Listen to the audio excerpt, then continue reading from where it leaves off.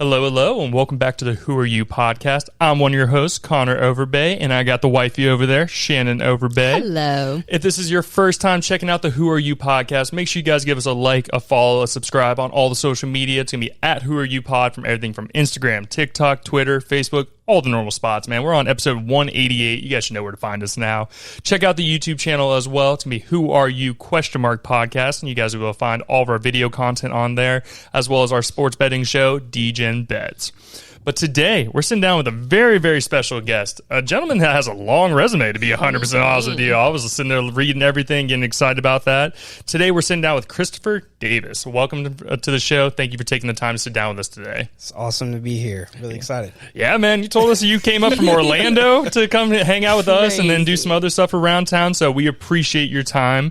Before we get too deep in the conversation, let everybody know where they can find you on social media, where they can find your book, all that good stuff. Yeah, so I'm the Little Laker Boy, which comes from the background of being a big Kobe fan. Yeah. If you watch The Last Dance, there's a scene where Michael Jordan says that Little Laker Boy. That's where the name comes from. Gotcha. But the Little Laker Boy and Master Key book, that is my book. That's where you can find all the links for everything that is Master Key. I'm at parable.gumroad.com. Parable is my imprint, so that's where you'll find everything that is Master Key there. Perfect. And all that will be linked in the description, so you guys will be able to find everything, click on it, and go straight to it. So really just to get started in the conversation, obviously we were talking about you being an author, an artist as well. You were born in Detroit and then moved to Jacksonville, correct? Yes. Family in the military, anything like that, or just decided to move here? Or? No, so actually my uncle is a pastor. Oh. He moved here, I think it was 98. The church is Impact Church. Oh, okay. Yeah, I know Impact, of course. That's my uncle is Bishop George Davis. Nice. So they moved down here. I actually came with them. I was down here. They took me to Disney and stuff like that, and you get the Florida stuff, The experience. Yeah, right. And so basically, since that point, I've been down here. Nice. And grew up in Jacksonville. Yeah, man. So Jacksonville's an interesting place. If you're from here, you lived here for an extended period of time. It's a place where there's a little bit of everything. Mm-hmm. Every kind of person lives here. Every ethnicity, every kind of business is really here, and it's continued to grow, which is a crazy thing, right? So when it came to you moving to Jacksonville, how old were you when you came here? I had to be like 4 or 5. Okay, so you were young. Yeah, I was real young. Yeah, and what schools did you go to? Elementary, middle, and high school? So I don't remember very early, but I remember actually, yes, you do, Chris. So I went to University Christian. Okay. And then I went to Providence, then University Christian, and then I went to a school called Parsons Academy. So this is 3rd grade, 4th, 5th grade. I think I went back to I was in University Christian there in my middle school, and then my freshman year of high school, I was at First Coast. Nice. So then I go from sophomore year on, I graduated from Paxson. That's huge, man. Paxton's a good school. I was giving you a little rundown about me going to Sandalwood, and we all looked at each other like, I was like, I know, man, it's tough, but that's good, man. And what were you really interested in? Obviously, we've talked about your past adventures that you've done as you were growing up and going through college and everything. Were you an athlete? Were you always more into the anime and art scene? What's kind of been your thing as you've been growing up? All of it. I mean, huge basketball fan. So, obviously I'm from Detroit. So 2004, was kind of like my love affair to falling in love with sports. Mm-hmm. The Pistons won the title that year. Yep. My grandfather was in Detroit. So we had this, kind of back and forth communication through the year as they were kind of winning. And it kind of created this bond between us where sports became at the epicenter. I began playing basketball that year.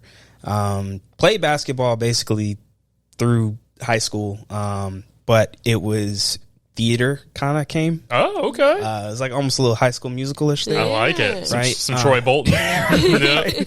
And so when I was at Paxton, I just really fell in love with it. My theater teacher was Deborah McDuffie. She's like a little ledge here in Jacksonville.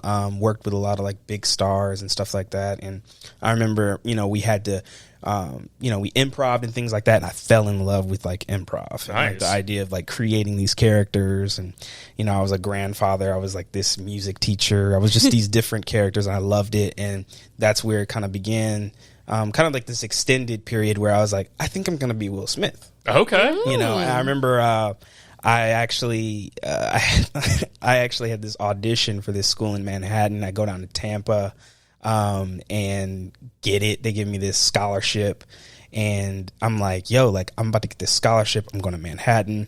And it was like, I think it was like $20,000 a year. Wow. Right. Yeah. But the problem was the school was also $20,000. So I was like, you're coming out of pocket. So at that point, my mom's like, yeah, you're not going. Yeah. It's just not real. And it was a heartbreaker. So that was basically my school. It was like, I was like, okay, I'm an athlete, but I'm really on this creative side. Right. So I did that. I was drawing. I was dancing. Okay. And I respect that, by the way. I can't move when it comes to dancing to save my life. I look like a giraffe on roller skates. So anybody like, I feel like women have it a little bit easier. Guys aren't going to like really judge your dance moves too much. Me, man, I'm stiff as a board when I'm trying to dance. And Shannon knows this. The only time she sees me dance is I've been drinking and I'm on a cruise ship with her. That's how she knows. Yeah, that's how she knows. She's like, oh, he's feeling it today. What kind of dance? Yeah, so I did like hip hop dance growing up. When I got to high school, when I got to Paxson, I kind of expanded out of that. It was like, okay, you're introduced to African, you were introduced to ballet, you were just introduced to all these different modalities of dance. And so I had all of those kind of incorporating. I was also part of chorus. So I was doing that as well. So it was like, okay, sing, dance, act. Stay busy. Actually, while I'm thinking about it, and my sister's here, she's kind of reminding me, there was actually a point in middle school, and she probably remembers this too. Disney came. So Disney came and was doing auditions for some show. Wow. And so it was my sisters and I, and we had a paper, and you have to read, like you're basically like pick a song. You had to pick like a monologue to do. And we were auditioning in front of Phil Lewis from Sweet Life of Zach and Cody. Oh, really? Yeah. Oh, wow. And we auditioned in front of him. And I remember we did a song, we did the thing, and he loved us. He loved us. Yeah. And I remember him being like, I want them. I remember it was this whole thing. And again, this is like another rug pull, because if you know anything about Disney, you have to uproot. Yeah, like uproot, go, like, it's like all that. And I remember at the time, it was just like, it wasn't realistic. It was like, it wasn't like a Miley Cyrus situation where it was like, yeah, let's just go. My mom was a single mom. I understand. And teaching and and we're doing whatever. But that was another point. So we've had these multiple points from the arts that we were like, just like a part of. Yeah. So that was definitely a part of like my early life. You may have dodged a bullet though. Some of these Disney kids, man, have had some rough situations. Right. Like I know Cole Sprouse and all them, they're doing their thing, and it's funny to see how we're old enough now where we've seen people get older and change, and like you see the personality, not just the person on screen now. And I find that that's the thing that comes out of Disney all the time. Like we all remember the Miley Cyrus days when she was really trying to break out of that Hannah Montana role and showing up on stage doing things. I was like, this has been a real big turn I wasn't prepared for. I think that's the thing of it, is all the Disney kids have to find a way to break out of Disney. Yeah. So, like the whole theme of it, and like it's basically how they grow up and who their person is known to the world. But I mean, you look at some of these people, like obviously Miley Cyrus has cleaned up her act. She's doing her thing, making music, and she's matured as a person. And then there's Demi Lovato. Demi Lovato went through a crazy situation where she unfortunately had a drug issue, and I think she said she can only see such like not through her peripheral at all. She can like see like through like a thin line. If you put like a string in front of you, that's her vision now. Like she told that on Joe Rogan. We were talking about, and it's crazy to see how some of these people were like, yeah, this happened, and then obviously other issues behind the scene on certain things. But it's cool that you had that opportunity, especially at a young age, right? Yeah. When it comes to art and singing and dance, you want that, you want that big producer to be like, hey, I found you, you're coming with me. But when it came to, you were saying like having to uproot, does that mean like moving to California or just moving to a completely different place? Like what's that whole situation like? Yeah, I think because the requirement was like, hey, like you have to go. I forget what the exact logistics of. I just remember it being a thing where you had to commit to a thing where Gotcha. we have to get up and go to said place, which when you're telling a 11-year-old, 12-year-old that it can be like, all right, man, like dang, like what do you mean, like what do you mean can't go? Yeah, like because if there's anything, the belief aspect, and it's something that like my wife will get on me like about my hubris, and it's just like, like oh my gosh, like because I'm very like I believe that, hey, you put me in that thing, I'm gonna knock it out. Yeah. Just give me a chance to do it. That's what you need to be successful. You have to. If you don't believe in yourself, no one else is gonna believe in you. Yeah. So when the opportunity is taken, it feels like it's closed. That's the thing that's like, Was it like a guaranteed thing if you guys moved? I don't remember I just remember the audition. I remember it was a lot of people there. Oh. And I remember, I think we got brought back in because you interviewed, and I remember we had to do a song. My sisters did a song, and they brought us back. And Gotcha. Like, hold on. And I think they saw that like my sisters were twins.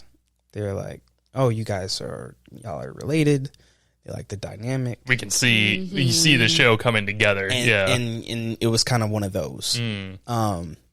And especially when you're talking about when you're seeing like, oh, who you're auditioning from, what's the stock of the type of show you're coming from, so you could see that there was at least something where it would have been maybe it's another callback, the extended. But those things take time. Those things take committing to another thing, so as I'm older, I can kind of see the structures of like where this might have been harder to accomplish unless you really sell out. But that's cool that you had that opportunity, man. I feel like there's a lot of people like I didn't even know they came to Jacksonville. I think that's cool because I talk about this a lot with people. It's like Jacksonville is one of those weird places where it is a great city, but no one really talks about Jacksonville. And as we've seen over these past, I would say 5 years ever since the COVID time, man, like everybody's moving here. A lot of people are moving here. Businesses are coming here, big businesses. Like we have, was it the Ritz-Carlton or something that's getting built downtown? We're having a brand new stadium get built down there. They're trying to basically gentrify downtown now. They really are. They're pushing out a lot of things. Nobody goes down there. Nope. I remember like, when I had like prom, and I had a prom, we were at a convention center or whatever, and it's like, where are you going to go? We ended up going to the beaches. You're not going to the Landing. No. And the thing Definitely is, not the Landing. I remember being in high school, I took a girl on a date, and we went to the Landing, and we just walked that thing, and there's like nobody there. You're just by yourself with this thing, and there's barely any lights, So it's one of those things where it's like, it was always sad because it's like, man, like it should be. You go to other places in their city, downtown is the spot. Yeah, and so when you can't go downtown, you find yourself and you're like, okay, like it became like, oh, go to the town center, go to the beaches. It's like so far from where other things are, so. Yeah. It's kind of the same thing. Like, obviously, what area of town we're in. We're probably about 25 minutes away from downtown, and I go downtown for like Jags games and certain things like that. But it's just, as you said, man, it's just one of those places where it's not the first thing that pops in my mind. Like, oh, hey, I'm going out tonight. That's where I'm going. Like with me, my prom was held at the UNF Convention Center, so we went in there and it was a good time. BS or before Shannon times, and like after that, like you said, we went to the beaches, man. We went and walked around the beach and did all that over there. And even as we gotten older now, I stay in this little pocket of Jacksonville. Like I love going to like Taco Lou, a bunch of good restaurants, Flying Iguana down at Atlantic Beach. That's really our main thing. Like we don't go out and spend too much money on stuff because we're currently looking at houses, but just this pocket of town is more our spot. And also I'm an avid golfer as well. So yeah, I'd say not a great golfer. I didn't say good. I said avid. Steph Curry. No, I wish I was. But you said you played basketball throughout high school, right? Did you play ball play ball for the school, or did you do like AAU, or what was it? So I played like my freshman year. After my freshman year, I played for First Coast my freshman year. And I remember I think I played that summer, and then it was done after that. I think everything pivoted after that. Gotcha. At Paxson, a lot of the opportunities like artistically began to arise in a different way. And the thing is that's weird is that when it comes to basketball, like if I'm talking about basketball, like I can talk, I'm like an encyclopedia when it comes to talking about basketball. I like it. And football, but basketball especially. Like, that's like I am in love with it. So it was like I was doing this thing with arts, but then I was like, I just was like so consumed with like talking about it, being around the game, you know, just being like in that space, which is part of what led me kind of to things in college, like kind of where I went, like where I was threading a performative part of me, which was that stage kind of thing with sports, which is where I started thinking like broadcast journalism. That was kind of interesting. That was where I was beginning to think, because during that time, like Stephen A. Smith, he had just joined back on First Take, and Stephen A. was a person that I like admired a lot. Oh yeah, I used to watch Quite Frankly in the early days. He had a show called Quite Frankly where he would bring athletes on and he would talk, and it was like him, Stuart Scott, like there was like a type of like essence about them that I really appreciated. Yeah. And then I appreciated their perspective on speaking about athletes and in the sport in context. Yeah. And so like that really like just drove me. I was like, man, like, I love that. Yeah, I like Stephen A. Smith a lot because just listening to him, one, his vernacular is crazy. Like sitting here and listening to him talk, I hardly ever hear him trip over his words. He says words, I'm like, I have to look that up real quick. What is that? And what's even crazy, he transcends sports now. Yeah. You know, there's people talking about him running for president nowadays, which is kind of wild. It'd be interesting to see, but in today's world, anything's possible. Yeah, at this point. Yeah, but I mean, even to this day, I still will listen, and some of his takes are a little off kilter in my opinion, but that's what his job is to put takes out there. And as I was telling you, I'm a big Barstool fan. Like I listen to Big Cat, PFT, and all of them, and they're the same way. They put stuff out there. They're not the professionals where they're like, oh, this is 100% right. This is just what we think as sports fans, right? Right. But I think sports is such an important thing for a lot of, whether it's men, women, whoever is playing the sport. I think it teaches you a lot of things, whether it's teamwork, how to work on yourself and know that, hey, this is where my blind spot is. And I mean, just everything you're involved in, man. Like, I think it's crazy how it takes a lot of talent, to be 100% honest with you. I can't sing a tune. As I was telling you, dancing would be very tough. And then also playing sports on top of that, man. It just sounds like you had your hands in so many different pots. And so you go from, you know, your high school age, and then you go to college. You went to UCF, correct? Yeah. So what made you choose UCF? I think it's a cool school. Blake Bortles went there, played there, and, you know, even though he fizzled out here in Jacks, but. So when I was, so I'm in high school and I'm acting. I'm really doing well, right?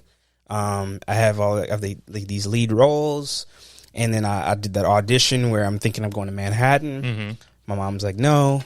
I didn't apply to any other schools. My schooling was not, I was not like this elite scholar. I didn't do school like I should have. I didn't apply to schools like I should have. I did the same thing. I understand. And then you, again, rug pull where you thinking, oh yeah, I'm gonna get my one trip to be in Denzel, Washington. And you're like, I'm not, right? So then I find myself at Florida State College, and of Jacksonville. Yep, so FSCJ. I'm here. Yeah. And I'm going to North Campus. I'm going to South Campus. I'm doing that. And I'm just here.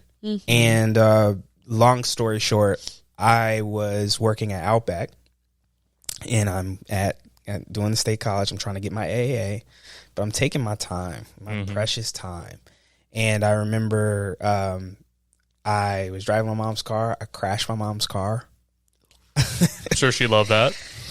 My mom is a very cool, like, she does not get, like, you know, like, if generally you try, you're like, yeah. She's calm, like water calm. Like, but that's scarier than anything, terrifying. To be 100% honest with you. Terrifying. Yeah. Legit. Like, are you good? Da-da-da.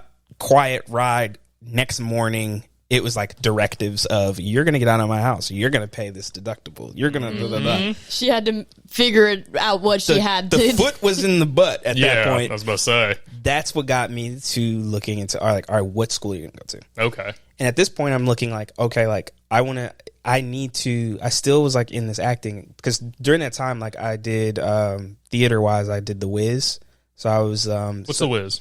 So the Wizard of Oz Okay, yeah. is like the standard like story, but the Wiz is like the black version of the Wizard of Oz. Okay. So like a lot of the performances and stuff, like from a theatrical standpoint, like kind of a lot of them stem from the Wiz. The Wiz originally had like Michael Jackson as Scarecrow. Oh, yes. Okay, so yes. you had that one that's like, you know, Diana Ross, all that stuff. So I did stuff like that. Did those types of, I was still acting. I was still really, really in it. So I was like, okay, I need to have something that allows me to do that in college. So I looked, and I was looking at the communications departments, and I was looking at FSU. I was looking at UCF, and then I was like, okay, I think it's UCF. I think UCF, I like their department, and I go there, and I'm like, okay, like this is what I'm going to do. I'm going to do broadcast journalism.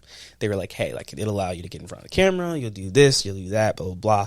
And they were like, but the big shoe drop for me was they were like, you need to probably minor in writing. And I was like, minor in writing? Like, I don't write. I never wrote. Like, I was not doing the FCAT. I was like, not doing, like, I was like, what? The FCAT throwback. Sorry, that just brought me back. I was like, damn. This is where my mind was at the time. So they were like, but you need to do it because when you're in journalism, you're going to need to write your stuff. You're going to have to write different things. So I was like, okay, whatever. So I minored in writing and rhetoric. And that was kind of like the start of me in college. Okay. Yeah. Did you, so obviously we know you have your book and everything. Did you enjoy writing, or is it more of a means to an end at that time? So I remember my first class for writing and rhetoric. I'm going blank on this teacher, but I'm in there and we are doing writing. We are doing David Thoreau. We were writing on Thoreau. Thoreau had some aspects of sustainability that was kind of tied into what we were writing. And so we had to basically respond to his work with a writing, right? Mind you, I come from an educator, you know, I'm an educator's child. Yeah. So all my life, when it came to school, I knew how to BS something enough to get it through. Yep. That's how I looked at all that. I remember I wrote in response to this Henry David Thoreau thing, and I BS'd it hard. And I remember my teacher reading my thing. She was like, don't ever BS me again. She's like, Yeah. And she like called me on it. This is like my first paper. And I'm like, dang, she read me that quick? Like, have I lost my sauce? And I remember while that's going on, I had this classmate. His name was Jared Hale. And he was covering UCF men's basketball at the time. wow. And I remember we just got into a conversation about sports. And he's like, man, like you should write for the paper or whatever. And I'm like, what? Like the paper? Like, and he's like, yeah, like, you know, you could like start and like do it like with me. And it was the Central Florida Future was UCF's student paper. Okay. They were underneath the USA Today network. Really? That's pretty sick. Okay. So I started writing there. I was writing for covering the women's team. And then eventually he moved on to the golf channel. I think he was interviewing like the golf channel or something like that. And I took over for the men's basketball beat. There you go. For UCF. And I basically covered them. I covered them through when they went to the tournament, when they had Taco Fall and BJ Taylor. And Taco Fall. I forgot about Taco, man. He was on my. I'm a big Celtics fan. I know that seems weird. I have family from Boston. I started playing basketball because of Kevin Garnett and all them. I was a Kevin Garnett, Rajon Rondo fan, all them. But I forgot about Taco. So Shannon, Taco was what 7'6", huge, absolute massive human being. He had pencils for legs, basically, and he could never stay healthy. That was the biggest issue. Sorry to cut you off there. He doesn't have to jump to even. No, he was tall enough where he could put his hands up and go bloop. Oh my goodness. Yeah. No, that's pretty cool. That's a cool time to be there, to be honest with you. Yeah, it was same time. You know, I was covering football too. Obviously, they went undefeated. All that time. Was that the year that Bortles was there, or was that right after he left? This is after. That's what I was thinking. Bortles was gone. They had Justin Holman was quarterback. They had the 0-14 year. Scott Frost comes in. He brings Mackenzie Milton with him. Won like 6 or 7 games, and then that next year that's when things like went skyrocketing. Yeah. So I was there kind of like in the nucleus of covering UCF sports at that time. That's sick, man. Yeah. We actually had a chance, me and Shannon, my buddy Nolan, who's our co-host for the sports betting podcast, he's a big Kansas fan. And Kansas recently came down and played UCF, 2-3 months ago.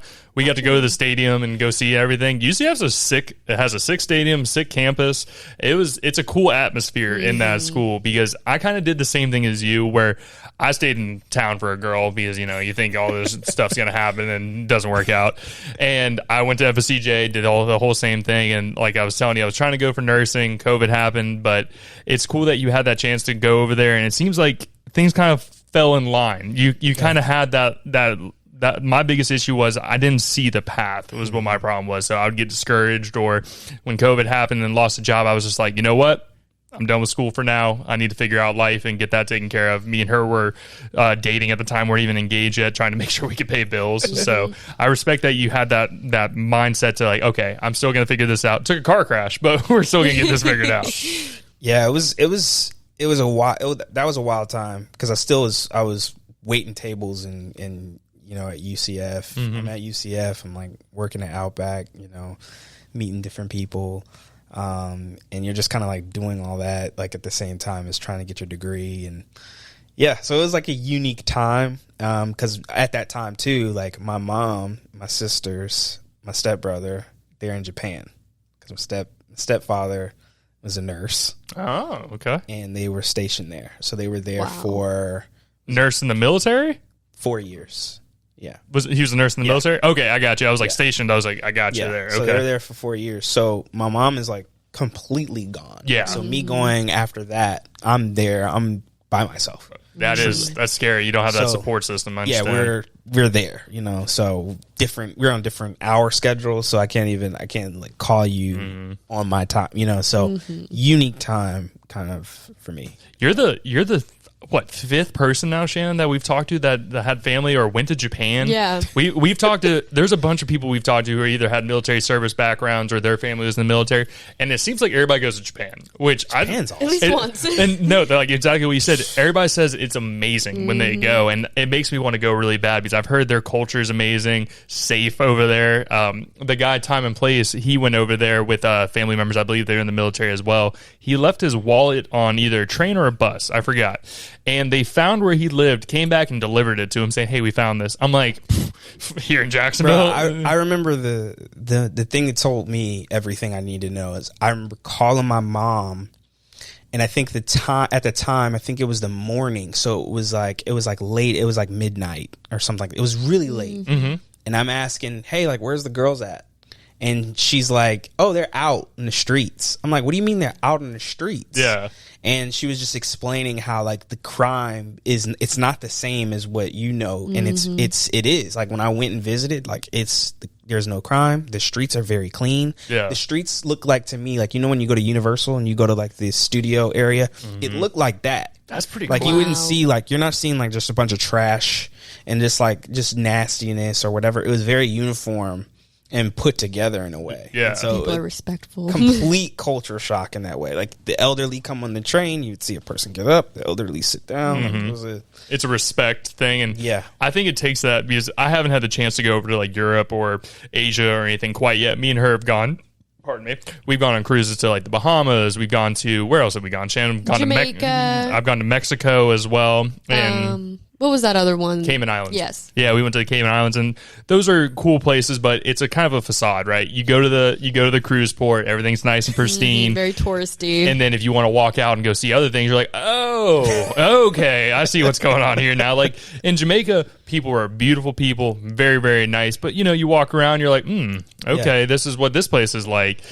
Go ahead. And they warn you, like on the cruises, like, hey, don't go outside of like these parameters because it's not great and you're on your own. Yeah. Type of thing. And knock on wood, I've never had a bad experience outside the country. People are a lot of times more interested, like, oh, you're American? Oh, yeah. Like a lot of people actually want to test their English with you. It's more so like when you're going into areas that you're not familiar with and they're not familiar with you. Exactly. You can, because you could do that here too, where you go somewhere and it's like, you should probably not go in that area. Yeah. You know, they don't know you, so I wouldn't do that. You know? go to like Moncrief or 103rd. Like, hey, like, unless you know someone out there, you should be going over there. Yeah. You know. Well, there's a funny story that we posted a clip of Shannon. So, like I was saying, she's from Ohio, very small town, not very, very small town, but a smaller town. It's called Worcester, about an hour away from Akron. And her and her friends used to play this game called Kidnapped. Very aggressive name off the rip, to be 100% honest with you. And basically what they would do is them and their friends, they would say, okay, we're going to play Kidnapped. And they would blindfold you and take you to a place and drop you off and say, all right, find your way home. It's not as bad as it seems. You do not find your way home. You have a team of 4 people. 2 people get dropped off together with their phones.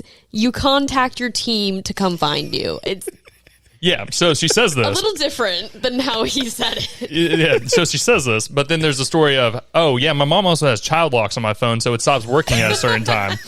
And when she was playing this, there was also, where'd they drop you off at like an orphanage or something? Yeah, outside of an orphanage. Yeah, phone cuts off. No, they can't find her, and this whole thing. Yeah, so, and I told Shannon this. I'm like, if you did that in Jacksonville, you would not come back. Oh my God. I was like, I love our city. Overall, it is pretty safe, but there's certain areas of town, as we were talking about earlier, that even me. Yeah, you don't go to those areas. We'll would play it not at the beach or find you. something. Yeah, I'm 6'4", 6'5". Most people don't bother messing with me. But in the certain areas, it could get a little dicey here and This there. podcast would legit turn into like an Amber Alert. Like, Yeah. who are you? Like, where is she? Yeah, 100%, man. Like, she told me that. I was looking at her from across. I'm like, what did you just tell me? Oh, my God. And I bring that story up a lot in the podcast to see what other people's perspective and opinion is on that. But everyone from Ohio who has seen that video has put a comment. Totally normal. We always play it. Like, Yeah, but also Ohio, Jacksonville. Yeah.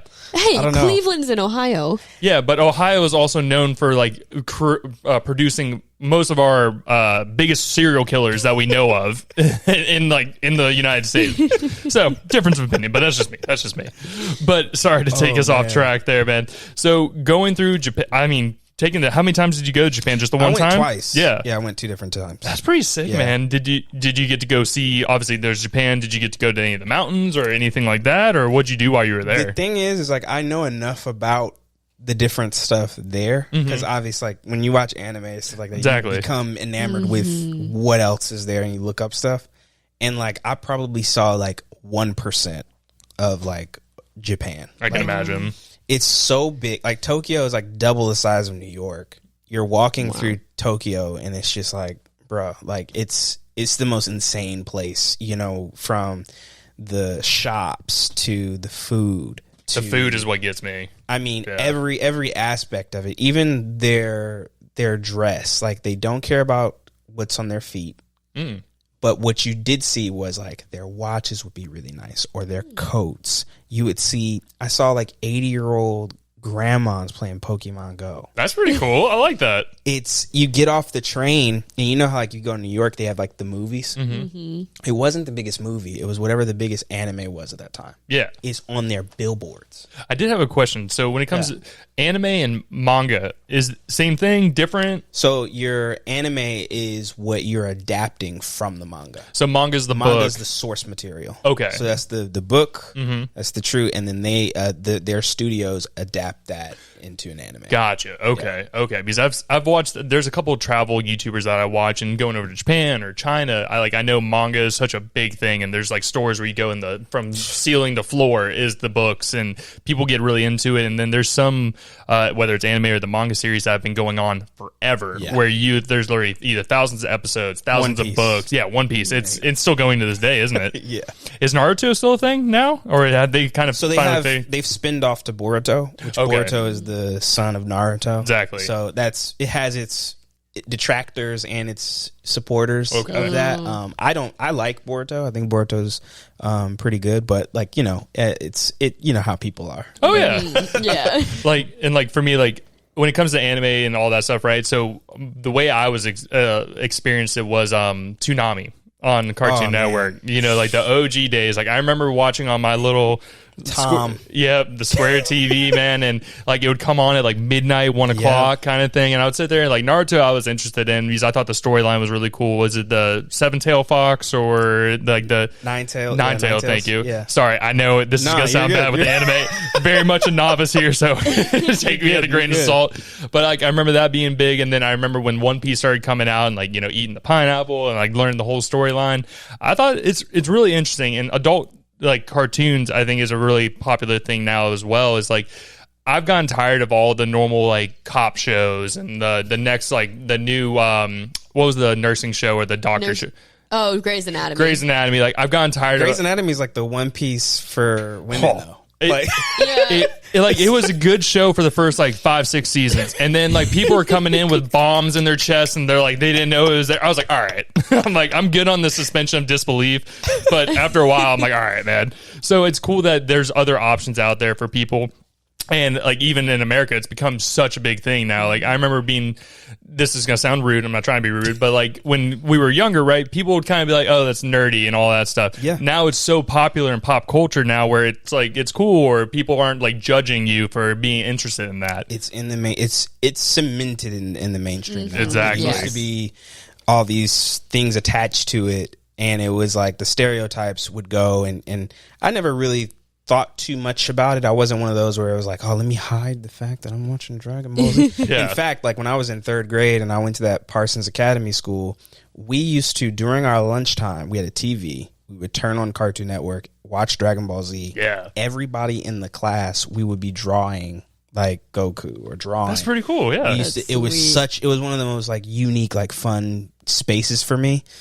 And that fandom now is like you could go to a school and whether it's their shirts or somebody watch something, it's more expanded. It used to be that, you know, you would watch, you talk to somebody and it's like, I watch the 3 mainstream stuff. But now it's like, we're not just watching shonen, which shonen is anything that is shonen is your mainstream. So you said Naruto, you said One Piece, you said DBZ, those are mainstream. Okay. But then you have a whole extended verse of anime that is not considered mainstream, but is just as like exceptional. Okay. Right? That kind of gets more into the storytelling and really the beauty of the Japanese storytelling kind of model. And so like that part being prevalent now really shows how much that has grown over the last decade. And I think that's cool because it's cool that everybody should be able to be interested in whatever they're into, right? I think, you know, if it doesn't bother me, what am I going to sit here and, you know, shit on anybody's parade about that? There's no point in doing that. What was the thing that got you into anime? Was there a first show, or what was like the first piece of content that you got into? You're like, okay, I'm really into this and want to get deeper into it. So all I remember is my Uncle Jamal. Shout out my uncle. Shout out. He put me on Dragon Ball Z. Okay. And I remember, you know, at that time, I didn't have really any perspective for anime or whatever, but I just started watching Dragon Ball Z. I remember I would watch every single episode. I just watched it and I just loved it. It was just something about it that was just different. And I remember at that time too, you know, I'm into Batman, so I'm watching Cartoon Network, and Cartoon Network used to have like The Brave and the Bold, so you're watching that, and then you had like Johnny Quest, and you had all these different shows, and then because I think like 7 or 8, it was like, okay, like here's Dragon Ball Z, so I would like watch it. And I'm just like, oh, I'm like so glued in, and I'm little, so I'm just like, and you know, I just remember like, you know, my mom would come in there and she'd be like, you know, you need to turn that off, or, you know, I remember I would get in trouble, couldn't watch TV. My grandmother. That was the worst. That was the worst thing when you couldn't watch TV when you were a kid, man. God, it used to kill me. Bad. Yeah. Especially when you're like just like really enthralled with something. You know it's coming out that day, that time. It's coming out, and because you go to school. And that's what we would talk. It was like we would get together. I remember I used to have there was a Asian friend I had, and just unique person this guy was, because he was so cool to me because he had all the stuff Dragon Ball Z. He had the cards. I remember at that time all I had was Dragon Ball Z, because the thing is Dragon Ball Z and Dragon Ball GT. GT came out I think in the 80s. And it was because Dragon Ball came out think Dragon Ball came out next. I think because I think technically it's like a prequel. So like they all came out before I was born, essentially. Exactly. Yeah. Or I was like 4 when it was going. So here I am years later now consuming it on TV. But I had only seen Dragon Ball Z. And I remember he would pull out, it was like cards, and it was like Dragon Ball GT, which is not canon, but the designs and stuff were so amazing. I'm like, where is that? I've never seen that. Yeah. And then like other kids would be like, yeah. And then there's this one transformation where he has like this hair and it like goes really long. And I remember we used to just sit there and like marvel at this one kid who had all this stuff that we had never seen before. It was like we were talking to like this mythical person who had this information. And so every day we're just like, hey, do you have more of those magazines? So we bring out magazines, and like in Japan, you get all these like different magazines that show you, they're like newsletters for like what's to come. Oh, or whatever. wow. And he had these. And so we're sitting there like, what? And what is that? And we just sit and watch and read these things and go through it. And it was just such a bizarre thing. So yeah, like whenever couldn't watch TV, we're just like, I can't wait to see him so he can like update me, show me a card, something. I need my fix. I love this, man. That's how it was for me. That's awesome. I think that's a cool antithesis of the story. That's really cool. Because like I remember like the days of you remember Bakugan and all that. That's talk about throwback. Do you know what that is, Shannon? I've heard of it. So Bakugan were like these little. They were like little balls. They were literally like this big, and you would have a card, and they had magnets on the bottom. So you would roll the ball, get on the card, and then it would expand into whatever character or whatever it was. Like some were dragons, some were different kinds of animals. Right? It was kind of like a play off of Pokemon a little bit. Okay. And it was the biggest thing. I had a bunch of them. That was like one thing I was super into as a kid. I thought it was the sickest shit. That Yu-Gi-Oh cards. Yep. Yu-Gi-Oh was a huge thing. I wish I still had them. I wonder if anything that I used to have was actually worth money now. And it was like that was the things we were enthralled with. Like I remember being in elementary school during an extended day. Everybody would bring their stuff after school so we could like play or like do the battles or whatever it was. And it was so innocent. I feel like it's more what it was, man. Like you're a kid, you're not worried about bills, you're not worried about how am I gonna make it till tomorrow. You're just right there in the moment with your friends, just doing what you want and what you love. So I think that's really cool, man. Yeah, it was a beautiful time. Beautiful. And now we're old. How old are you, by the way, Chris? How old do you think I am? Well, you've said around. I know I've given a lot of You've given like I feel like you're around the same age as me, so maybe a year or two older. 32.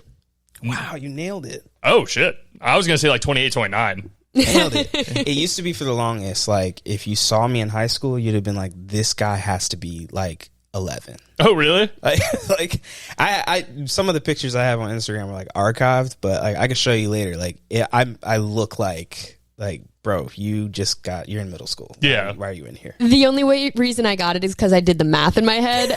If I was going based off looks, I would have said like 28, maybe. He was in the time frame of us because I'm 26. I'll be 27 in February. She'll be 28. Well, he said he was 4 in like 1998. I gave away a lot. That's actually a good point. That's when I was born. I'm 28.7, so we'll add 4 years. See, she was listening. She's good. She's like putting it. No, she's good. Together. I had to think about it for a second. I was like trying to go back through everything. No, he's like, I was thinking about the Taco Fall thing. I was like, what year was he there? I was like, that's what I was thinking in my brain. Yes. Yep. No, man, it's just cool, dude. And I think it's cool that you've continued to keep growing with this. And obviously, one thing before we get into the book. So tell me about working with like EA and everything, man. So how'd that happen, man? All of this stuff is connected. So remember when I was telling you about like writing, right? So I started writing, I'm doing UCF stuff. And then I remember I was in a presser. And when I'm in the presser, this guy from named Terrence Harris approached me. He was working with the Associated Press. So he's like, hey, do you want to write for the Associated Press? And I'm like, heck yeah, AP. Big name. So he was covering like the Orlando Magic at the time. So I was with him. So I started, that's how I started doing that stuff. And I would do like my UCF stuff for the AP through that. So I'm doing that, I'm writing. And then after I did like that writing, I was working at Outback, and this guy I used to wait on all the time. He was like, hey, like, you're doing this, but like, you could do something more stable. Why don't you come into teaching? And I'm like, bro, like my mom taught, like I'm not doing that. I don't want to do what my mom did. And I ended up teaching at an at-risk high school. Oh, nice. In Orlando. Good for you. So I'm teaching at that school. I was there for like 4 years, still doing like other writing stuff. And then I literally was just like, okay, like I'm ready to do something else. And I remember I Googled and like just writing stuff because I was like, I can write whatever. And EA Sports at the time was looking for someone that could write narrative, but not like tradition, not like in this robotic way, but this natural whatever way. Little backstory. I used to, when you talk about like the acting and all that stuff, I used to, my Uncle Tom, we would talk about sports. We still talk about sports to this day, but we used to do voice impressions. Mm-hmm. And like we used to love Hubie Brown. Mm-hmm. Okay. Legendary Hubie Brown. And we would talk back and forth like commentators. You'd be like, okay, now here we go. Mm-hmm. All right. Now he's going here. Now what are we going to do here? Okay. All right. And we would like do stuff like that. And we would try to like impersonate different people. And I remember I used to do that playing video games. So my mom would be like, who are you talking to? And I used to like literally commentate off of the game. Yeah. I used to create literally like you know how the NBA has like, you know, you have the 30 teams, all these players. I used to take notebooks and I used to create players. I'm not kidding. I used to create entire leagues. Okay. And then like, you know, people would do like girls or whatever, guys, when they're young, they would do like make believe, like, yeah, your mommy, daddy, and you would talk, whatever. Okay. So imagine that concept, but I'm doing it for sports. That's cool. I used to sit there and do that. I used to ball up socks and I would like act like I'm doing in my world. I used to do this stuff. And so fast forward, here I am sitting and they're asking for this narrative person who can come in and create this narrative that gives you play-by-play and color for the game because the game is coming back. And I'm reading the thing and I'm like reading myself. Yeah. I'm like, that is me. Yeah. Perfect. I was like, this is literally what I did growing up. And so I applied. I went through the thing and then I got a call back. I got a recruiter hit me up. Mm-hmm. And then I talked to him and I remember just like I started going through the interview process. They had me do like sample stuff and I wrote a sample or whatever and they were like, oh my God. And so then from there, I eventually, they hire me on and from there I'm writing like color and play by play and I'm like on Zoom calls with like Kirk Herbstreit. And what? Like, they're all like, they're sitting there, David Pollock, and we're what? in there, you know, we're going in there, we're in the sessions. And I love Herbstreit. And we're going in and you write the stuff, like you write it as kind of like a guideline. Mm-hmm. Sometimes they'll go off and do their own thing, you know, and you're just kind of like, okay, like you're writing like different scenarios and, you know, letting them kind of riff and kind of leading them or whatever. It was awesome. Like it was a really cool experience to kind of tap into the creativity in a different way. In the sports world, it's hard to get anywhere in it, man. Like you know, we were talking about Patrick Young being on here, dude. That was someone I never thought I would sit down with. Like I'm a Florida Gator fan as well. Like I watched him on TV, and to be having him sit here and talk to me, I'm like, this is so fucking weird. But that's amazing that you had that opportunity. And like when I always say this to people as well, color commentators I respect so much because it's something I'm trying to work on myself is the vernacular. To be able to paint a picture in someone's mind of what is going on that field is hard, dude. Like whether it's all the different names, all the different scenarios, injuries, all the stuff that's kind of going on. And I always say that sports is the man's version of a soap opera. Like, you know, like Shannon loves Love Island. That's one of her big shows. I can riff on Love Island. I'm a big his best friend does so too. Crazy thing. Pivot for a second. Yeah. One of my friends, he did recruiting for Love Island. Oh, really? Actually, the season prior, he was in Fiji, so That's we would sick. talk about like the intricacies of that. Like, I have a big trash TV love. Like I loved Love Island before it was popular. Yeah. So like Same. I watched like all those seasons prior, and like it just got I was like, bro, it's popular now. Like y'all need to. I'm like, I'm still gonna watch it even after you guys go away. Like, Do you do UK and Australia as well? So that's the thing. Like UK is was the gold standard. It's the main, yeah. But I was like, for me, I was like, oh, like I don't want to, because they have so many seasons. They did. So I literally went to USA and I was like, all right, I want to create my own.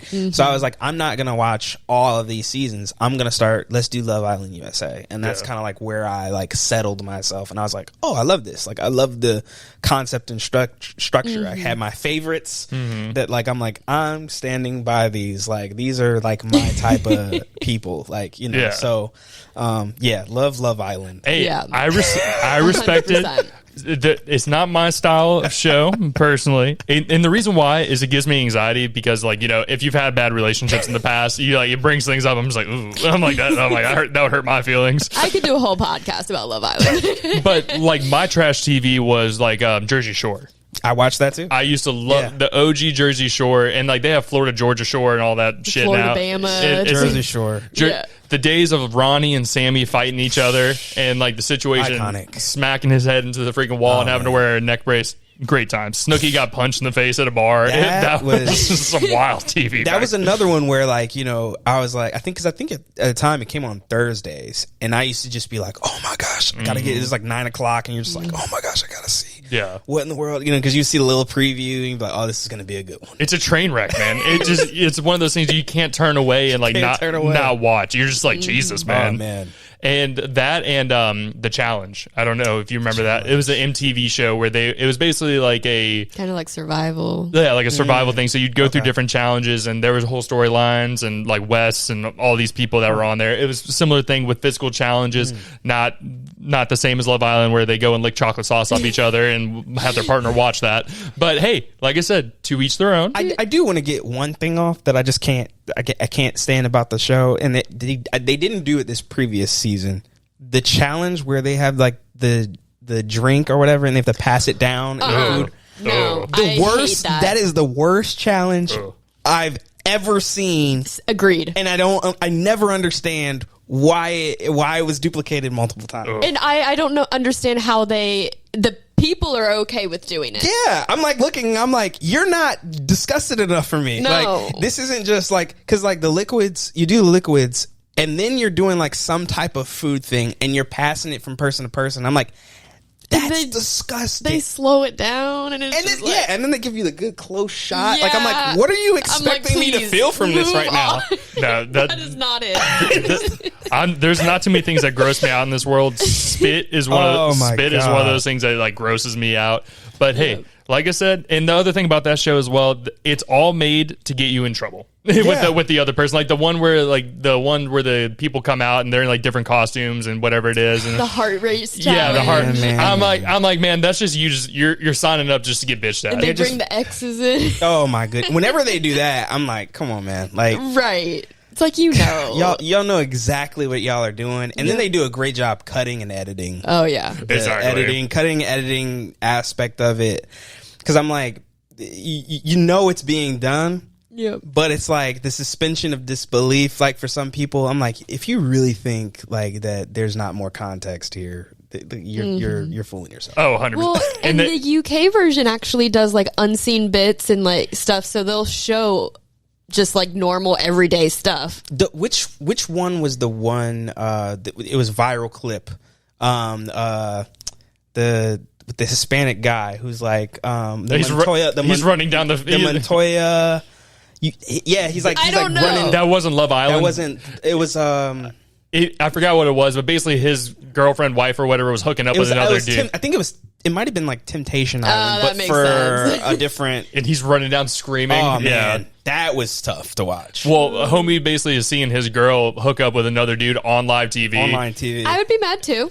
And what I think that's funny about these shows as well now is like, you remember how they used to let like people would sit there and just chain smoke cigarettes, right? And vape and all that, and then it just disappears. I'm like, gone.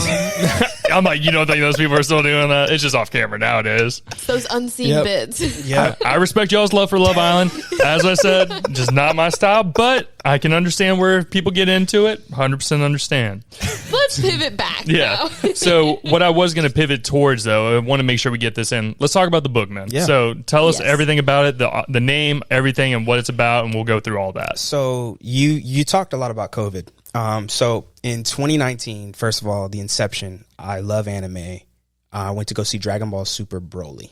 which was basically during that time, Dragon Ball Super was the spin-off continuation of Dragon Ball Z after some years of hiatus from regular television. So Super comes, everybody's like, oh my gosh, this show is great, whatever. They come out with this movie. It's this big experience. I went there with my friends, shout out Meech, Carl, and Nick. We were all together, and I was so enamored by what I was seeing.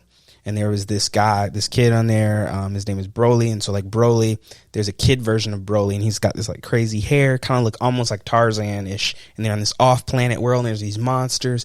But he's like this small. It was a flashback, and it's him hopping around. He's like really cool.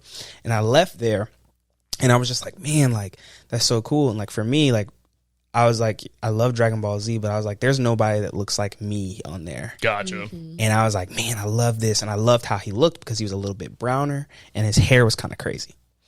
And I remember leaving there and I was just inspired, like in a different way. And I took a piece of paper and I put it in like this printer, and I got on a doc and I wrote like four like sentences of an idea, like what I saw.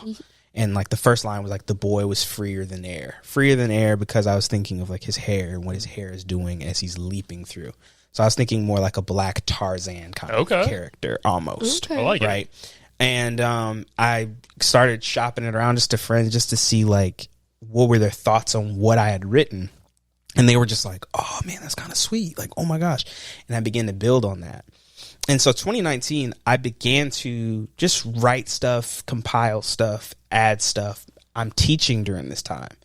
And I'm at this at-risk high school. I'm around high schoolers that love anime. There you go. They're the ones that got me into One Piece and all this other stuff. And so I'm around them and I'm writing this, and they're kind of like fueling this thing in me. And what was so important about the book and kind of what happened as I'm writing it and putting it together, post-COVID, literacy rates specifically for Black and Brown dipped tremendously. Oh, really? I didn't realize it was specifically those two. Like it was really low before, but then it really went like into the dungeons. Oh, wow. And I was at at-risk high school where they do this thing called Reading Plus, where they work on your reading. You have to you have the guided reading and all that stuff, and they're trying to get you to your reading level. Reading levels for some of the kids in there would be like first grade or like lower than 1. Like it really like in the trenches of bad. Yeah. And so for me, I was like, as I'm writing this, I'm like, what would when we talked about my past and like how I'm in 3rd grade and we're drawing, we're watching, I'm like, what would Chris want to read? You know, different people in different pockets, whether it was like Lord of the Rings or whatever, like, you know, you had, I remember like C.S. Lewis made Chronicles of Narnia for his goddaughter. Oh, yeah. And it's like, if you read that, it's like 200 pages, but it's literally you read it and it's like, oh, the elementary kid could read this. Exactly. This is a space in a world where some kids can enjoy this. But I'm like, what could a high schooler that loves anime, that's like sitting there chilling, I'm watching anime, what can he just love and fall in love with from a reading perspective that is true prose? So like those kids were reading manga. Manga is like your Japanese comic, right? Or reading comics. But okay, cool. I want to take that. If I could take that and I could put it into traditional novel prose, what would that look like? And that's where I began to develop Master Key. Okay. And so I began to like really tap into that, build that out. I built out and I began to write it all, and I began to even have some of them read some of it. And they were like, yo, what is this? That's cool. And they became this kind of like testing ground for what I was beginning to create. And I was allowing myself to take the things where I know I'm creative. You know, I have this background, this theater background. So I was creating these characters that I was beginning to see myself. But then also like the writing that, you know, I had done through this time, you know, helped me structure. It gave me the tool to be able to do it properly, even though I'd never written a book. So I was learning how to do that. I had to teach myself how to format, all that stuff. I began to do different concept art. And then I found an artist, a specific artist that could take it, and we could take it together and take it to a whole nother level. And so then we began to develop a lot of like the looks and the nuances for how things look. And even so, then when I finished the manuscript and stuff like that, I remember I'm shopping it to different houses and all that stuff, and I had 3 different houses that came. Was like, oh, like, yeah, we're interested, you know, blah blah blah. Got to that point, but I was like, I want full freedom creatively. That's the big thing right there. And that's where, so when I started to think of that, that's where I came up with Parable. So Parable's on the back, Parable's everywhere. Parable is like my marble. Okay. So Master Key sits as the entrance into the entire universe. Okay. So it's like, think of Master Key as like the Spider-Man of the entire It's universe. a piece of it, not the full thing. Okay. Not the whole. But it's this giant story that has intimate layers that is the spark plug to it. So that's kind of how all that kind of like started off there. That's pretty sick, man. Yeah.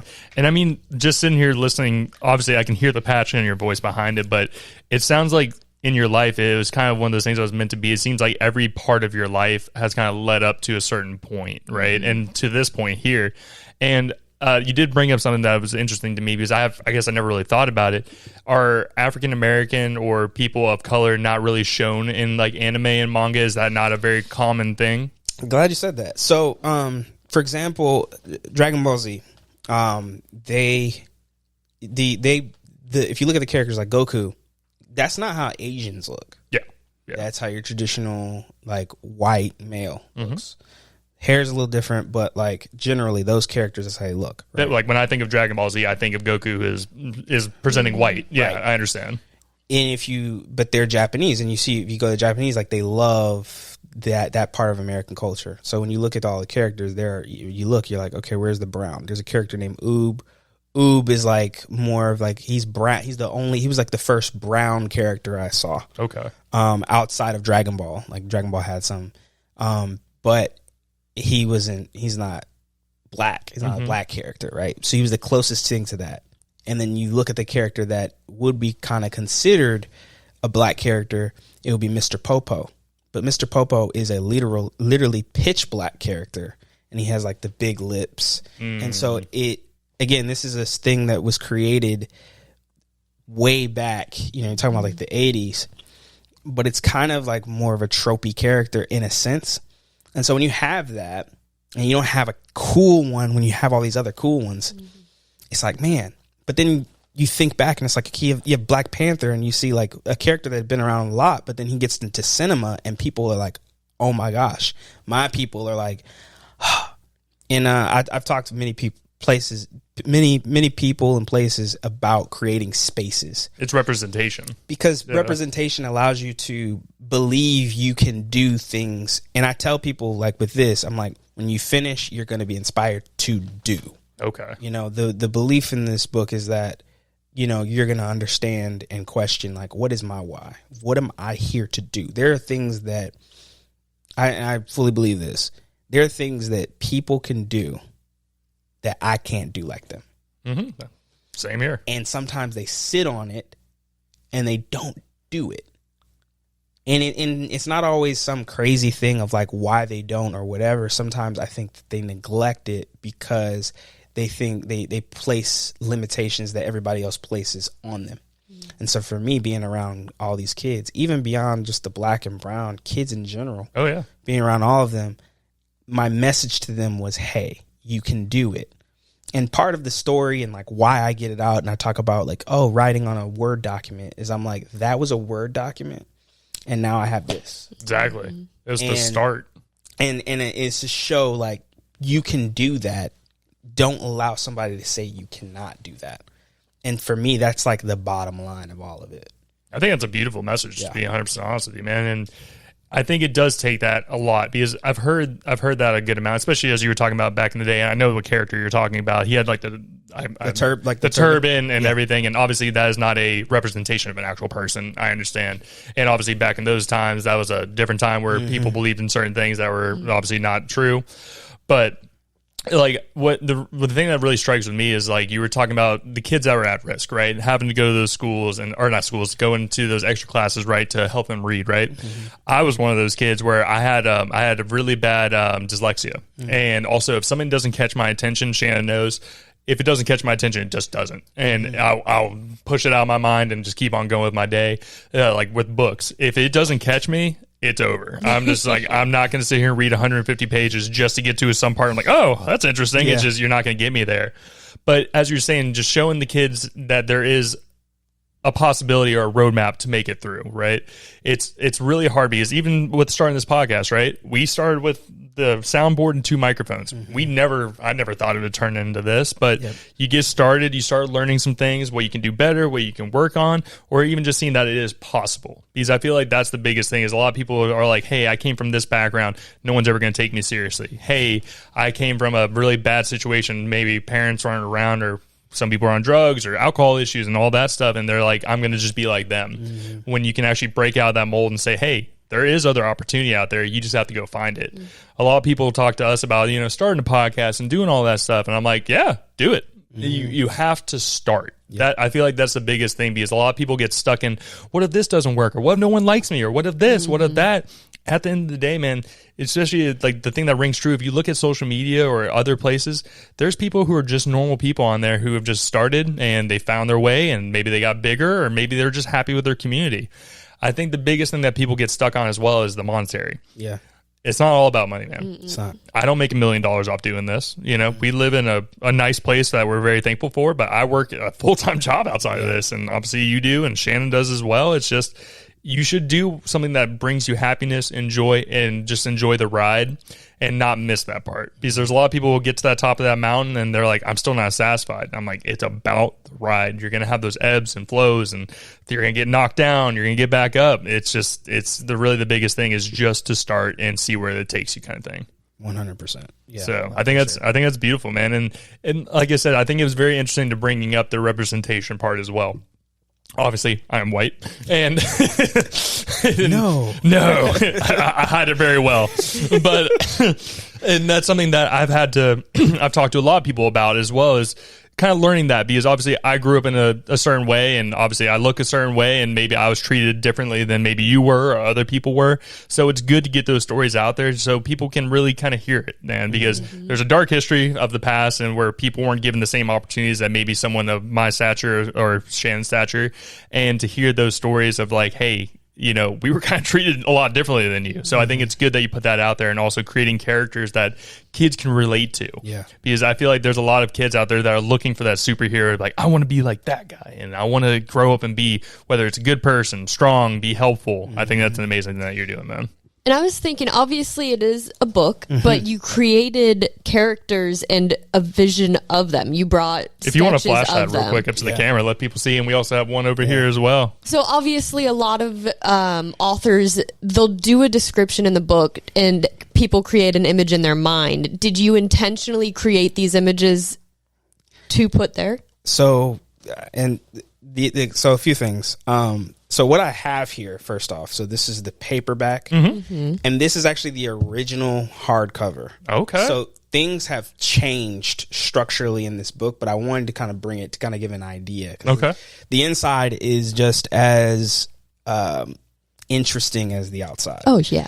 So the thing about the book that I wanted to do is, first of all, I did have a very explicit image of everything. The book is an experience. I tell people it's not just a book. So the difference between these two, so the only difference is that this is grayscale versus this is color. Okay. Okay. But I want to kind of give an idea of kind of like what's different about it. So, okay. Wow. And you could kind of, I know that this is probably, I'll try to show. You're all good. But each chapter is like an episode. So when you open the book, you're going to get like an episode of the book, right? It's going to go like this, unique typography and everything like that, right? You'll have different unique headers and footers.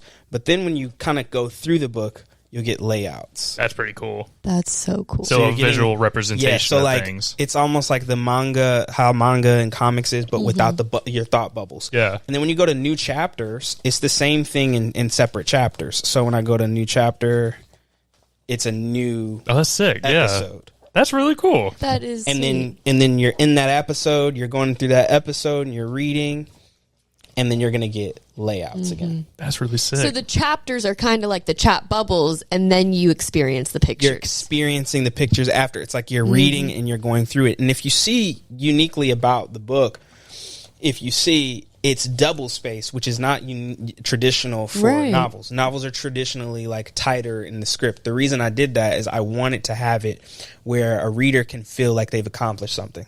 So they're going to read. If you're a new reader, you know, you don't want that tight because you're going to be like, oh man, I've been reading forever. So I want you to do it where you can get page turns. What's going to happen is there's going to be, so this is the first book, there's going to be 6. And the twins here in the back, and I'll tell you what the book is about, but the twins will be adults by the end. Okay. You grow with them. Yeah. You grow with them, but what's going to happen is that double, I'm going to shorten it. Okay. So you're not only growing as the story's going, but you're growing as a reader too. Yeah. So it's going to begin to shorten to regular, traditional, standard novel reading. And so as you're going through, you're going to develop. That's why I say it's an experience. So you're going to have this living kind of experience with the book that's going to be so much different. Like you have chapters in here where the pages are getting darker as the character is getting darker. That's really interesting. There's just, it's a different kind of the amount book. of thought that you would put into this, man. That's really cool. I love that. Not something that exists. It's how, like a lot of the stuff I did in here, I did because I was, again, I didn't see it anywhere. So I was like, how do I want to create something to consume? Understandable. And so that was the basic premise of how I was kind of building out what Master Key would be. That's sick, man. That is an amazing concept, like the way that you're gonna excel people's reading abilities as the years go on and the books come out. Yeah, that's my favorite part. Like to think so deeply about, hey, accomplishing the reading, right? Because there's some people like, I sat here and read and I only got through like 10 pages. I think that's a really cool to build that confidence of, okay, I made it through like 20 pages today. Okay, I'm doing something, right? And bringing them back and obviously helping them grow throughout the whole process. That's a very thoughtful. I didn't even think about that, to be 100% honest with you. That's something that, and I guess in my brain, something an author thinks about. But for it to be your first piece out there, there's obviously, I know you thought a lot about this. Yeah. I know this isn't just something you're like, oh, okay, well, there it is. It's been 6 years in the making. 6 years. How many pages? So this one is 448. Yeah. So the book, I want it to feel the same way, like your Harry Potters, or, you know, there's authors I really love, like Brandon Sanderson is an author that has like 800 page books, but I want to get to a place where they're going to get bigger. Like the third book is going to be very, very large. I've mapped out this entire thing. The second one has already been written. Wow.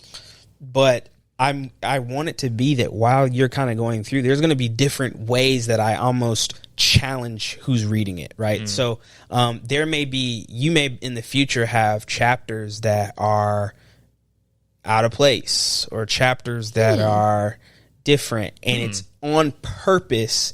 There's different fourth wall elements to it that is going to make you think, because the story has different aspects to it that are going to challenge characters and challenge nuances within the framework of the existence that you're kind of following. Interesting. So when I say it's experience, that's why for the end you're going to be like so inspired by what is taking place through this dualities of like the story itself, but also within you know, and that is my goal. That's, I think, how I'm able to think of things like that, because I'm already kind of engineered to think in that way as I'm kind of putting the narrative together. It's so much more than just a book. Yes, that's freaking crazy, man. Yes. The way that you think through that, I'm like myself. If I try to sit there and write a book, there would be not that much. I would be sitting there. I'm like, what do I write today? No, man. Respect to you on that. That's really cool. Very cool. So we are getting towards the end of the podcast, just recording and everything. Let everybody know about what the book is about. Yeah. I want to make sure we get that out there, let everybody know so they can check it out and all that. So the story is about the superhuman bounty hunters called Jatorians. They stand between 10 and 20 feet tall. And they invaded Earth in search for this reality-shifting orb called the Master Key. Okay. And so they get in this 13-year-long war with humanity, and they're like massacring people in search for this key. And, you know, they have this 2-year armistice of peace, and humanity is like, hey, look, you have to get off of our planet in 2 years or this thing resumes. We'll give you 2 years to go search for your key. Like, leave us be. But the twist to this is the queen from Earth and one of the Jatorians fall in love, and they have 2 hybrid children. That's where the story starts. This is Shannon's style of book right Yeah, here. I think I would really enjoy this. What's that book or the A Court of Thorns and Roses. Do you read Fourth Wing too?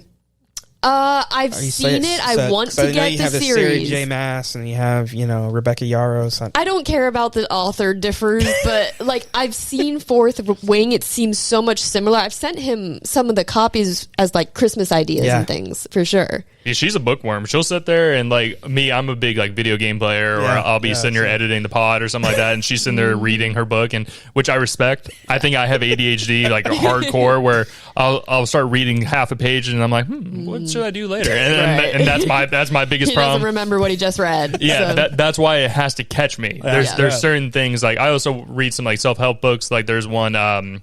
Rich Dad Poor Dad I was into. I think that was a great book. I've read half of it so far, but a great storyline. It just either has to apply to me or it has to catch my attention. Like you brought up Harry Potter.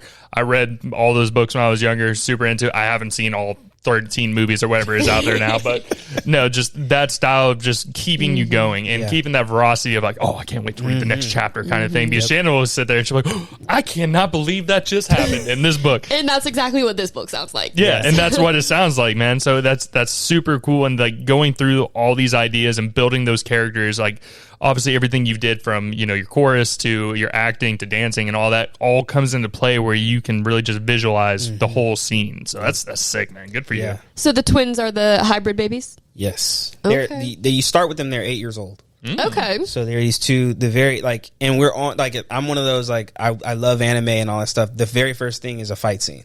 Okay. It's them fighting against each other. Already into it. Because I love the concept of, and like any people who watch this and love anime, like Goten and Trunks are 2 in Dragon Ball Z. They're these kids and they have super abilities, but they're kids. So my thought was this, like a lot of it came from like seeing like my interactions with like my sisters. So I have twin sisters and they would get into it, whatever. And so you'll see the same, like kind of like this, like the making fun of each other or like, you know, and they're going back and forth. But now imagine they're superhuman. Yeah. And they're like 8, they're small. And there's just like this fun, and they kind of spark this thing where there's this giant consequence going on, but they're little kids and they don't fully understand it. Yeah. And so it's kind of like I wanted to introduce that to everyone as we kind of start this story, and that you'll see a lot of the joys that I have. The Jatorians are designed after athletes. I covered athletes. Okay. So like one of them is designed after Anthony Davis, like a lot of his, like how but it's crossed with like DBZ kind of elements. That's sweet. You know, like this character, King Gladius, Ben Wallace, Detroit. So like the Fro, different aspects of different people. Crump over there that you see there his name is Crump because of Crump dancing. Oh yeah. So like I used to dance. Yeah. So like in my story, Numa is my power structure. Numa is like a candle that rests inside humans. Okay. And when they breathe, it opens gates, and that gate allows you to take something like a pencil and turn it into a sword.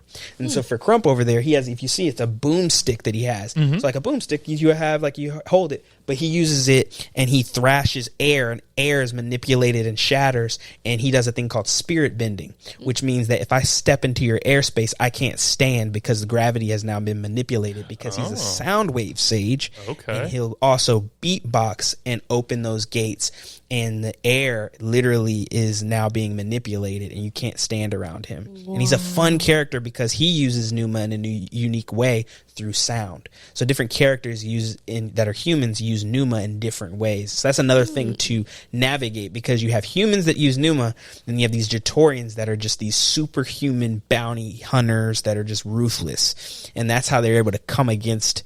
You're seeing these two things kind of come against each other. And the twins, there's a chance for them to encompass both sides of those things. That's cool. That's cool. I like that. It's like a Harry Potter mudblood. You know? Yeah, exactly. Exactly. Nah, man, I like that. I love how there's just so much into it, and I love the athlete side of it, and then also the main storylines of these as well. And I'm obviously each character is going to have its own storyline, right? So that's super cool, man. Where can people find your book? Everything is on Master Key Book on Instagram. Okay. Parable.gumroad.com. That's where the hardcover has sold out multiple times. I really have to get a new one. The plan is for me to. I have like my first con is in January. Of the new year will be in January. So I have to get a new shipment anyway with that. But parable.gumroad.com. I'm signing all of them still. My hands aren't tired yet, so we're still going with that. Yeah. So yeah, it's on there. That's super cool, man. Good for you on selling out, by the way. That's awesome. I mean, I remember, I tell my wife all the time, like, you remember when we were just like, we just want one person we don't know to buy the book. I remember it was like that. I was like, you know what? I'll be good then. And now it's like it graduates, and I think that's the beauty of it. Because I think my main goal with this is, again, inspiring people. I just want people to get it, read it, experience it, ask me questions, like, you know, because I'm creating this narrative, but I do have deeper layered messaging in it that I want people to grab hold of. And that is part of the leading. That's why the why is the most important aspect of the story. Exactly. And what is the best way? So say if people are interested in the book, or they have questions, or, you know, they want to just get more into it, what is the best way they could either reach out to you, or are there like little groups that people can get into it, or anything like that? I've had multiple people ask me about book clubs. I actually have, I'm at a high school that have a book club with them. That's the eventual thing. I'd like to create like forums and Discords and Reddits and things like that. Right now, all I do is when I'm on Instagram and DM me, I'm on Master Key Book, and I'm adminning, and I'm responding and talking. And the thing now is, because in August is when I first released it, so now people are finishing. So there are people, I get messages all the time about like, oh, what about this is the theory I think in all the cliffhangers. That's the coolest part of it all, and I enjoy it so much because, again, it takes me back to like those times where I'm the Asian kid and I'm like, hey man, like, so is this really gonna like happen? Like, are you thinking what I'm thinking? You know, and so you're now him.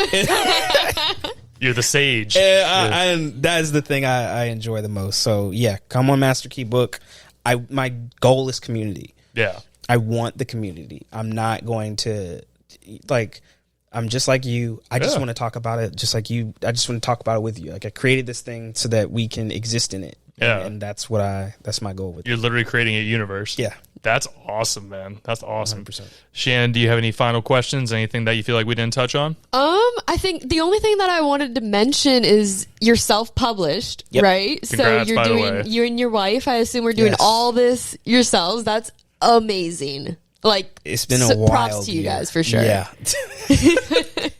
So when can we expect next book? So the second one, I've already written the entirety of it. I took a big break. I understand. This year, I taught myself how to format in January. Okay. So I was focused fully on that. I've been focused on marketing. Obviously. Oh, yeah. Of course. January 1, the goal is to step back into the universe and begin the process of really honing in the second book. Okay. Well, perfect. When the second one comes out, let's sit down again. Yeah. I think you know it. I'm down, man. Like I said, I know you're down in Orlando, so you know I'll shoot you a follow on the social media as well. Yeah. We were emailing back and forth. I'm like, I'm gonna get the social media, but no, man. Like, this has been an amazing story. Thank you for your time. Yeah, man. Thank you for taking the time and reaching out to us, man. Like it fills me, like you were saying, when people reach out to you, it fills me with happiness when people want to take the time to come be on our show.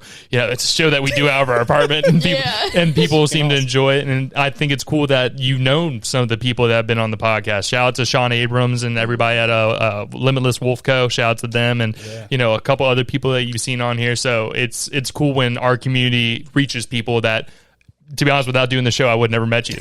So it's very, very cool. So thank you so much for taking the time out of your busy schedule to come sit down with us today. Please let everybody know where they can follow you on social media, the websites, all that stuff again, just to make sure everybody knows. Yeah, so the Little Laker Boy is my personal handle, and then Master Key Book, that is the universe, the Parable universe. So hope to see you. Yes, sir. Check them out. Check them out. Yeah. So, y'all, everything will be put in the description below. All the websites, all the social media. If you guys are interested in the book and want to buy it, that link will be in the description as well. So, before we get out of here, make sure you guys give us a follow on the social media as well. It's going to be at Who Are You Pod from everything from Instagram, TikTok, Twitter, Facebook, all those normal spots. The YouTube channel, it's going to be Who Are You Podcast. You guys, if you're watching us, you guys should already be on there. Click that subscribe button. Help a man out. We're just trying to grow our community as well. And then my final thing is, if you feel like you'd be a good fit for the show, you're a business owner, an author, an entrepreneur, an athlete, really a mix of anything, you feel like you'd be a good fit, shoot me an email. It's going to be whoareyoupod@yahoo.com, or you can hit me up in the DMs at whoareyoupod for everything. But as I say every single week, y'all, thank you so much for checking us out. Thank you again, Chris, for being here. Thank you, wifey, as always. Always a pleasure. Of course. And we will see you guys next week.